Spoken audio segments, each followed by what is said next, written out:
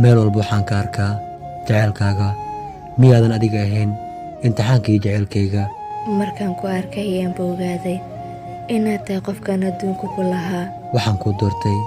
xasiloonida qalbigayga markaad noloshayda ku soo biirtay waxaan noqday qof haysta farxad dhammaystiran farxaddaba adiga ayay kaa bilaabataa haddii aadan adiga ila jirin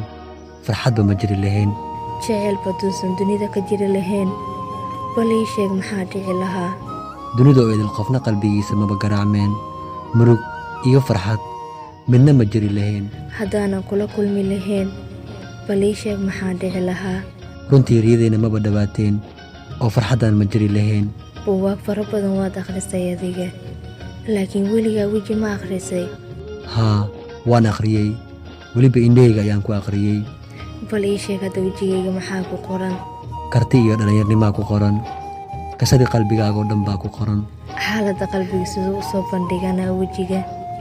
asagoo waxba horan runtii wejiga waa muraayad qarsoon lagu noolaan kara nolosha ilbiriqsi la'aanta anigaba uma maleeyo in ay nolol jirto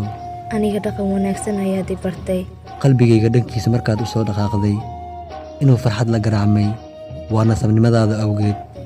anigoo markaan ku bartay iyo nolol ii bilaawatay oo wadnahaaga degay haddaan ku helo adduunkaba wax iga maqan ma jiraan waayo adduunkayga waa adiga ariyadeena quruxda badan inay rumowdaan allah ka baryaa waayo inaan ku waayo ma rabo